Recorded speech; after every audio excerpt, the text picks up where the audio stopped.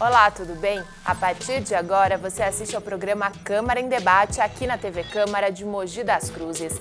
Neste espaço, nós tratamos de temas que fazem parte do dia a dia da população, contando com a presença de vereadores, de representantes do poder público e também da sociedade civil. O tema de hoje é saúde mental. Vamos falar de depressão, suicídio e outros problemas que preocupam a população. Para falar desse tema tão importante para a saúde pública de Mogi das Cruzes, recebemos no Câmara em Debate de hoje o vereador Jean Lopes e também o médico psiquiatra José Luiz de Oliveira. Muito obrigada pela presença. Vereador, vamos começar falando um pouco do papel do poder público, né? Questão de saúde mental, depressão, que a gente vê que tem aumentado tanto na sociedade. Como que o poder público consegue ajudar, estar ali presente? Esse é um dos desafios, né? Que, no caso, o gestor público tem que ter em mente. É uma área bastante, na minha visão, a gente tem acompanhado alguns casos, tanto pela TV e até próximo a nós mesmos, de situações difíceis. Aí é onde entra o poder público. Como abordar. A prevenção é o melhor norte, na minha opinião, doutor, em relação a essa questão do suicídio. Tem aí também a depressão, uma coisa leva a outra, né? Então, essas coisas o poder público tem que ter claro.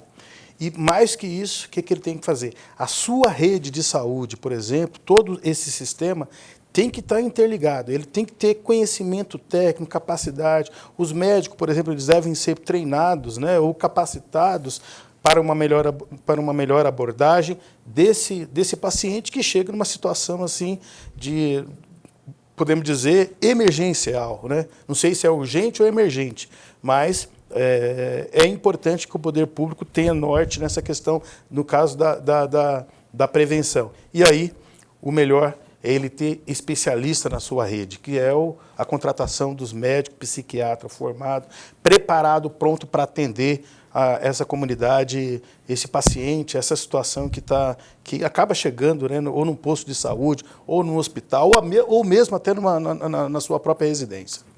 Doutor José Luiz, como a gente identifica, né, essa questão da depressão, a possibilidade aí de um suicídio? É muito uma questão delicada, né? Tem que ser um especialista.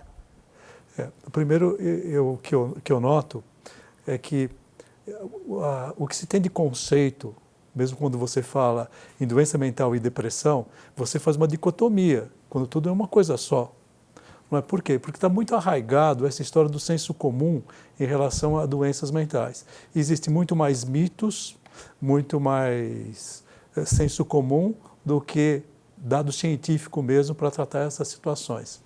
Quando se fala da urgência, da emergência, isso existe em qualquer patologia que nos assola.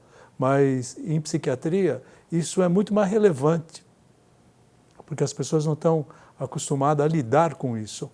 Se lida com a morte de um indivíduo que foi baleado, de um indivíduo que teve um infarto, mas lidar com alguma coisa relacionada, por exemplo, com suicídio ou com um surto psicótico, cria por parte do médico uma certa resistência, pelo próprio desconhecimento e pelos próprios mitos que existem em relação a isso.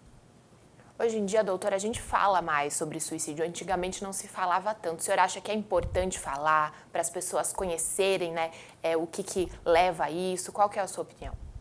Não, eu acho que não tem de lidar só com o que é suicídio, porque o suicídio é apenas a ponta de um iceberg, porque existe toda uma estrutura que faz com que o indivíduo chegue naquela situação. Não é porque brigou com a mãe, brigou com o pai, ou tem alguma dificuldade em relação com a economia, ou alguma relação de trabalho, que vai fazer com que o indivíduo se chegue ao êxito letal. Existe toda uma situação anterior que o predispõe para aquelas situações. Vereador, a gente vê falar mais sobre suicídio, né? Uma preocupação da sociedade. É bom que a gente entenda como que funciona, né? Por exemplo, a Câmara Municipal, eles têm, nós ali, o Poder Legislativo, temos tomado algumas medidas, que são leis.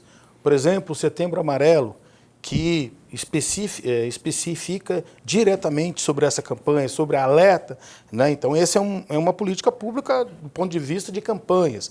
Então, passou pelo Poder Legislativo para fazer isso. Agora, tem outros mecanismos, você falou, olha, a importância disso, alguns equipamentos públicos, eles também podem ser utilizados também, né? Muita gente não conhece, famílias, às vezes não sabe quais são os serviços que são ofertados pela rede pública municipal do ponto de vista do pronto atendimento, né? Nós temos o CAPS-AD, nós temos o CAPS 1, 2 e 3 aqui no nosso município, mas eles são insuficientes para atender uma demanda que é um pouquinho grande aqui, né? Está aqui o próprio doutor José Luiz aqui, deve saber qual que é o percentual de pessoas, né, que está todo dia com esse tipo de enfermidade, né? No caso, por exemplo, questão psicótica, ou o cara chegar numa depressão. Qual causa levou ele a fazer isso? Eu acho que precisa ser investigado.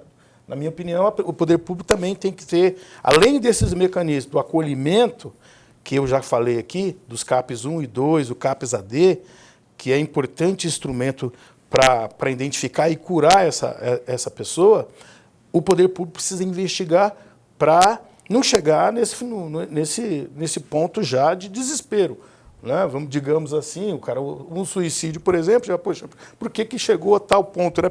Às vezes você vai num velório, olha, fulano, puxa, se matou. Por quê? Qual causa? Como que a gente lida com isso, né? Então, a sociedade precisa entender esse aspecto e o gestor público precisa ter mais carinho, mais atenção nessa situação. Doutor, a gente pode dizer que existe uma faixa etária que tem mais probabilidade ou não existe isso? Não, existe. A maior causa, a segunda causa de mortes no mundo é suicídio em jovens, entre 15 e 29 anos.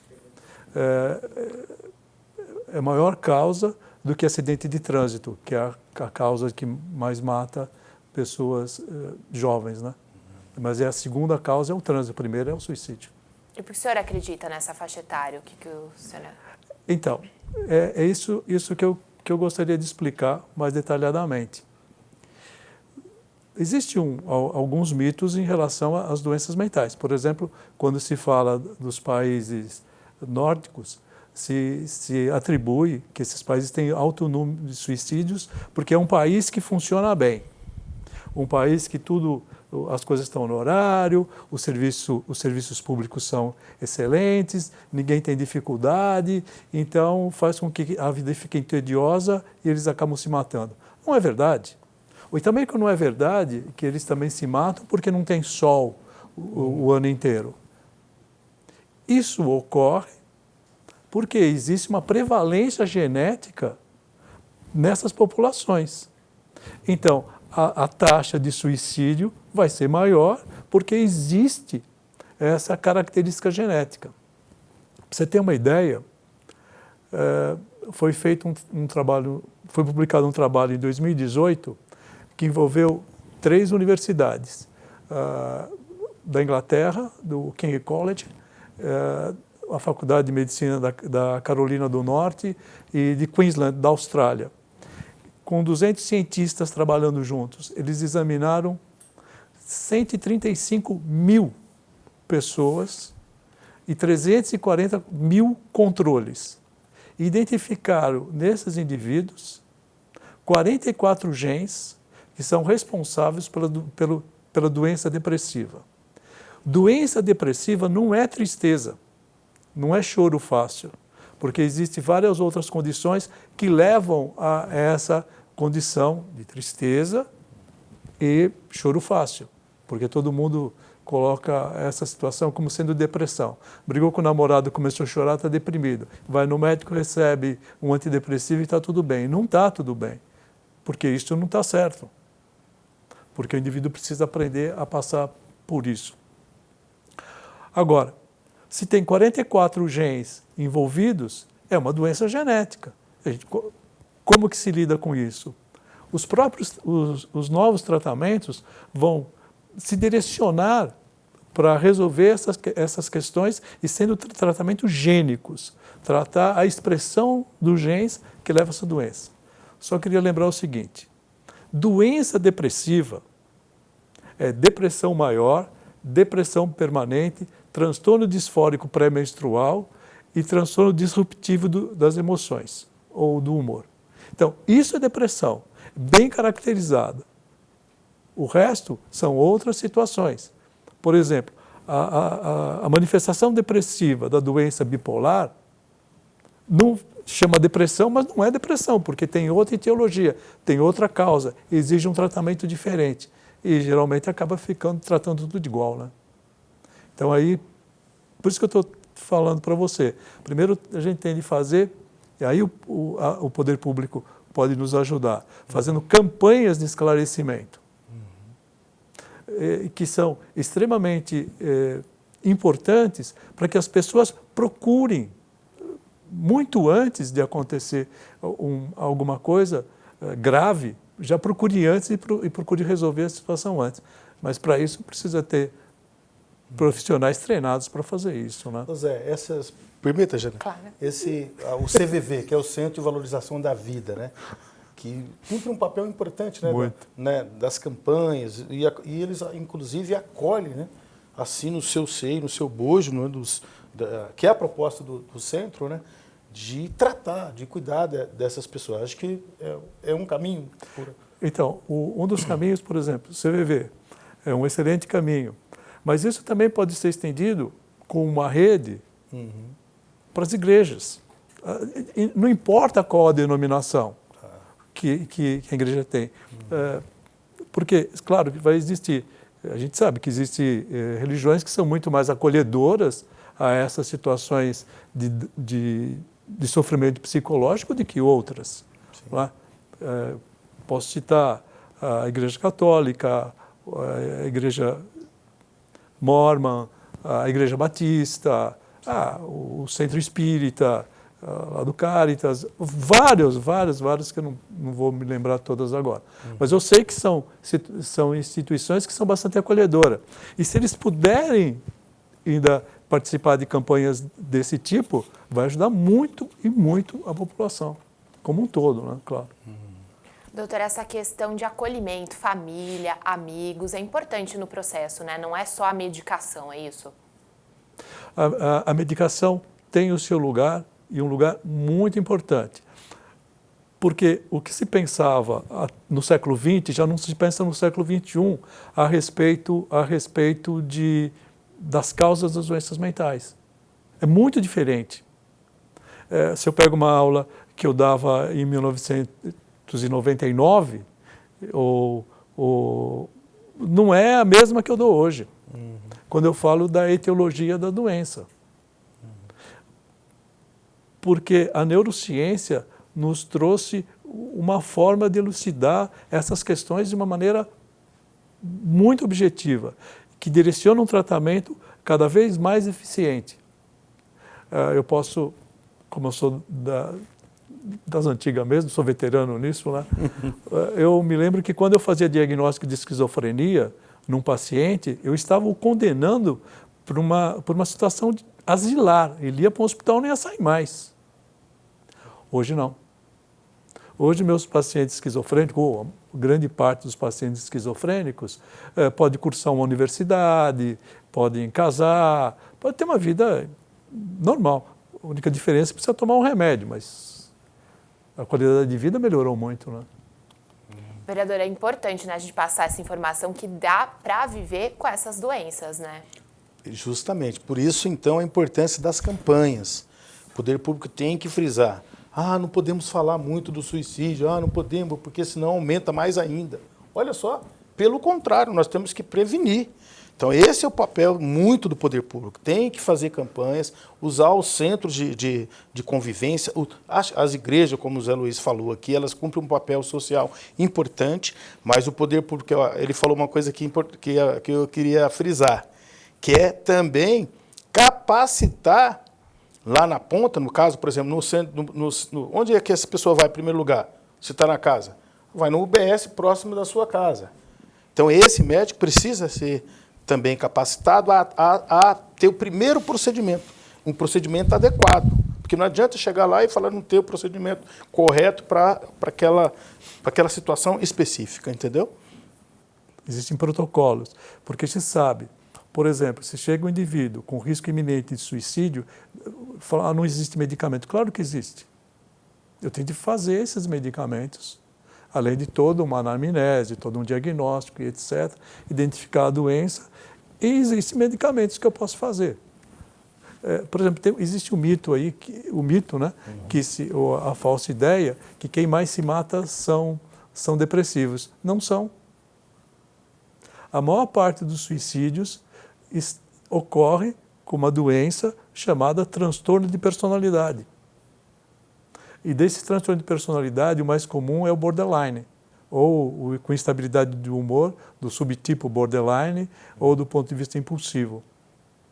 Esses que tentam mais suicídio, porque uma coisa é o ato do suicídio, outra coisa são a verbalização das tentativas de suicídio. Se alguém está verbalizando que pretende morrer, ele precisa de um tratamento imediato. E existe muito mais risco quando ele já tentou e não teve êxito. Eu falei de esquizofrênicos. Um esquizofrênico não tratado, por exemplo, ele pode cometer suicídio para fugir dos perseguidores dele, dos perseguidores do delírio, das alucinações que ele tem. Para fugir do sintoma, ele acaba se matando. E sempre de uma forma extremamente violenta. Então, os suicídios não são todos iguais, cada patologia tem um típico suicídio e, em geral, a ideia é que se alguém fala que vai se matar, não, quem quer se matar não fala, vai lá e se mata mesmo. Isso é mito. Ele não conseguiu o êxito de levá-lo à morte por algum detalhe. Mas se ele está falando, não, está falando isso porque quer atenção. Isso não é verdade. Ele pode estar fazendo isso com o intuito de manipular uma situação ou manipular pessoas. Mas isso é uma doença. O fato de ele querer manipular uma pessoa ou os familiares dizendo que vai se matar já é o prenúncio que eu tenho de ficar atento, porque eles podem conseguir. E poderia ser evitado se a gente conseguisse resolver essa questão familiar. Certo, a gente vai fazer um pequeno intervalo. Voltamos em instantes com Câmara em Debate.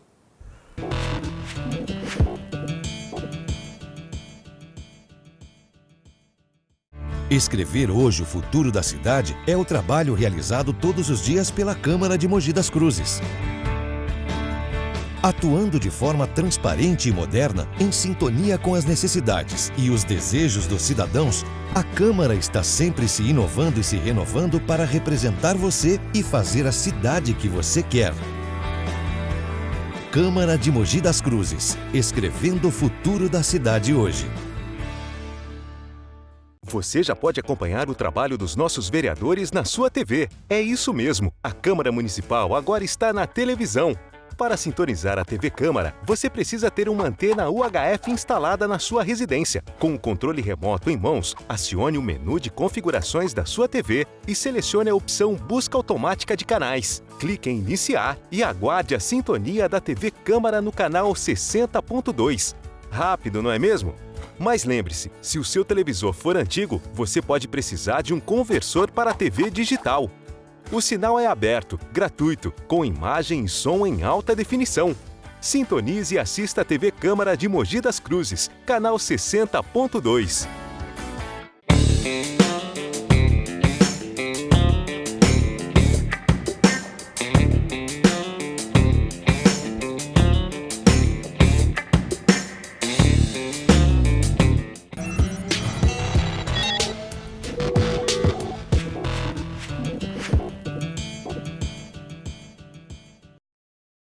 Voltamos com o Câmara em Debate, hoje falando sobre saúde mental, com a presença do vereador Jean Lopes e do doutor José Luiz de Oliveira, médico psiquiatra. Doutor, explica pra gente, suicídios têm causas orgânicas também? Sim. Até algum tempo atrás não se acreditava nessa possibilidade, mas eu vou contar de um trabalho publicado no mês de maio na Revista Brasileira de Psiquiatria, que é um trabalho brasileiro, que foi feito com 1.023 jovens entre 21 e 32 anos de idade. Esse trabalho examinou esse número grande de pessoas para identificar o que se chama síndrome metabólica, que é uma doença orgânica, que cursa com aumento da pressão arterial, aumento do colesterol, do triglicérides, aumento da circunferência abdominal e aumento de peso.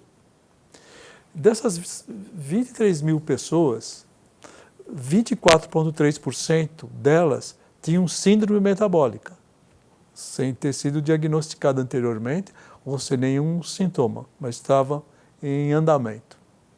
Dessas 24,3% de pessoas, 13,5% tinham transtorno de ansiedade generalizada. 7,5% tinham doença depressiva. 3,9% tinham transtorno bipolar. E 10% delas tinham risco de suicídio, através de uma doença orgânica, que é a síndrome metabólica. Por que está vendo esse consenso agora do entendimento dessas questões? É porque, nesse século, né, se identificou que processos inflamatórios no endotélio dos vasos levam a essas situações de síndrome metabólica e estresse oxidativo, alterações de substâncias dentro do corpo, que levam à depressão e é causa de doenças psiquiátricas. Quer dizer, o êxito de um suicídio acaba ocorrendo pela motivação eminentemente orgânica, de uma coisa que é simples. E olha, que esse trabalho foi feito com pessoas de entre 21 e 32 anos de idade, que não é uma faixa que eu tenho muitos casos de síndrome metabólica, porque a síndrome metabólica é mais comum depois dos 40, dos 50 anos. Estou falando de jovens, já com essas manifestações. Ora, se eu faço um trabalho público de falar para essas pessoas não beber, evitar o consumo de alimentos ultraprocessados, diminuir refrigerantes e etc., e principalmente fazer exercício físico, eu tenho uma redução até da possibilidade de suicídio. E também vai ser uma economia muito grande para o sistema de saúde, porque a síndrome metabólica consome cardiologista, exames de laboratório, muitas vezes internação, possibilidade de infarto, trombose pulmonar, uma porção de coisas desse tipo. Então, você veja, na verdade, não existe essa dicotomia mente e corpo, tudo é uma coisa só, que funciona também integradamente. Eu não sei se você provavelmente já deve ter tido gripe, alguma coisa assim. Os primeiros sintomas de uma doença física são manifestações psicológicas e não ao contrário. Os trabalhos modernos têm mostrado isso. Com a gripe, você começa a ter uma síndrome chamada anedônica, falta de vontade de fazer as coisas, quer ficar só deitada, meio tristinha, e depois disso que você desencadeia os sintomas de coriza, dor no corpo, febre, etc. Então, as primeiras manifestações de doenças físicas já começam através de manifestações psicológicas. Por isso que também, no passado, esse engano, né, que o indivíduo estava numa situação psicológica ruim e ia desencadear doenças físicas, mas é o contrário.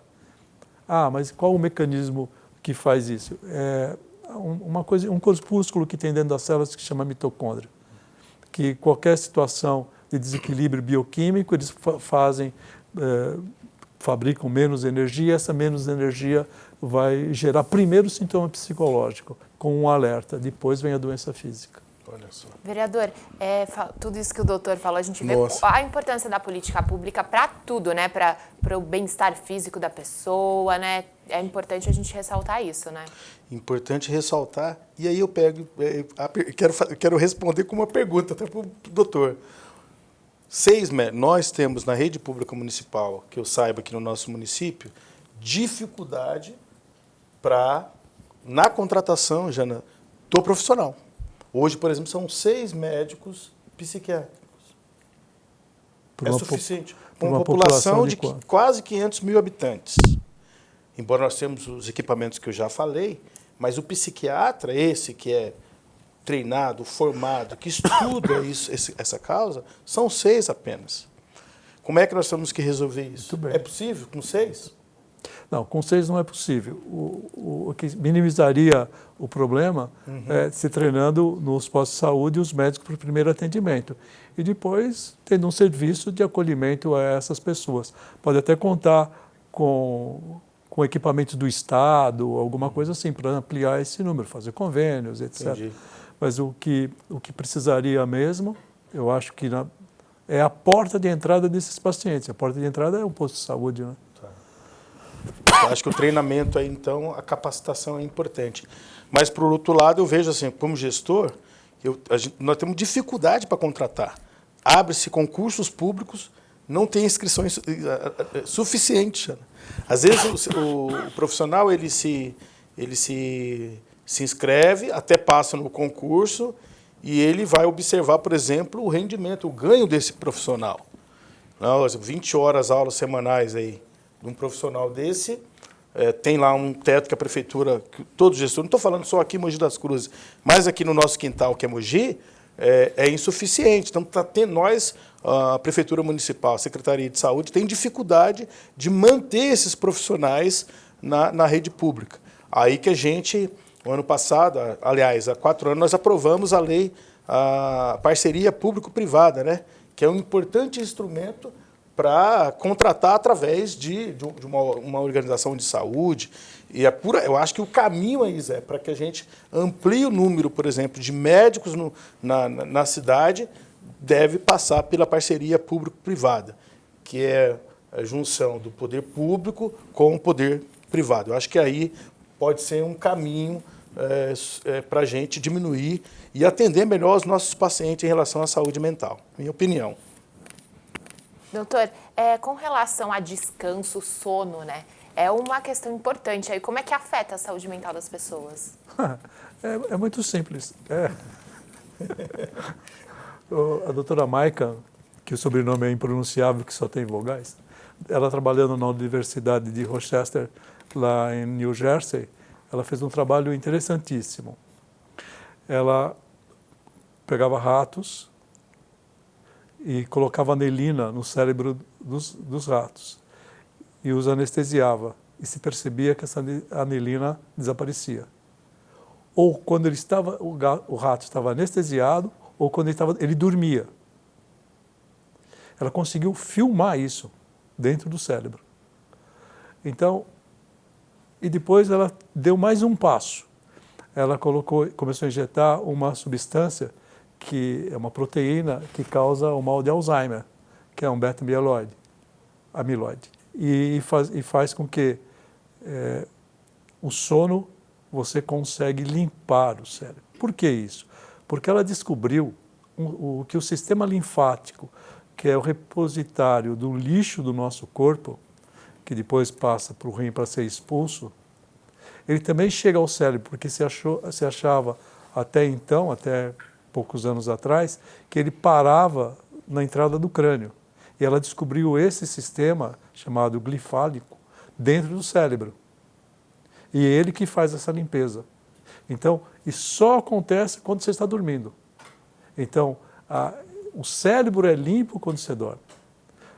Se você quiser passar numa prova, por exemplo, você tem de dormir bem, não só estudar bem. Estudar em ciclos de 40 minutos, que é o ideal, descansar e dormir bem, porque o processo de memorização também ocorre durante o sono. Então, se o meu cérebro é limpo, eu tenho essa potencialidade de repousar meu cérebro, grande parte das situações da minha vida se resolve.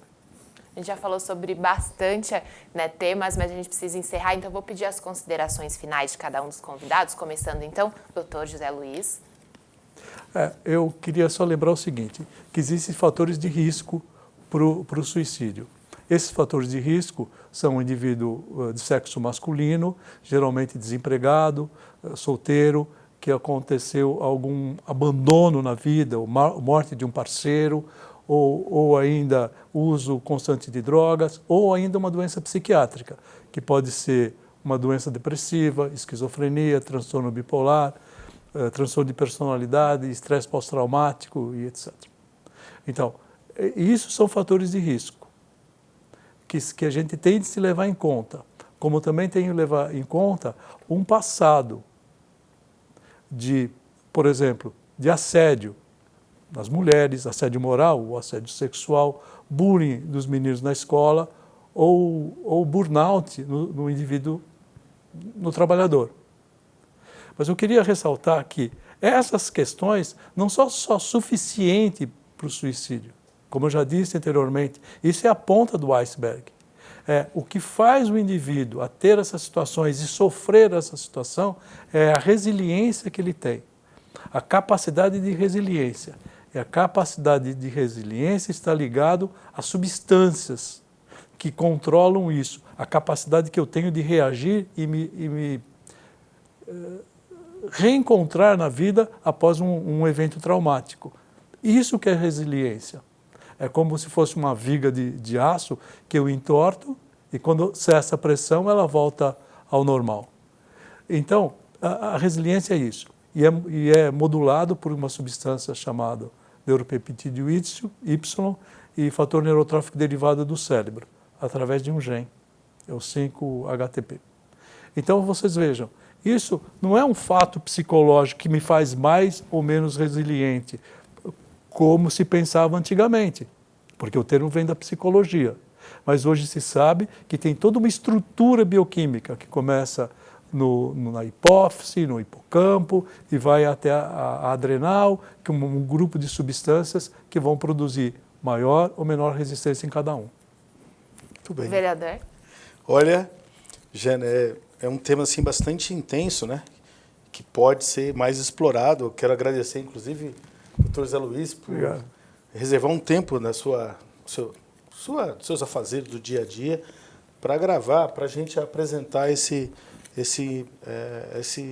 tema para a sociedade mogiana. E a Câmara tem esse papel de levar a informação, de compartilhar a informação.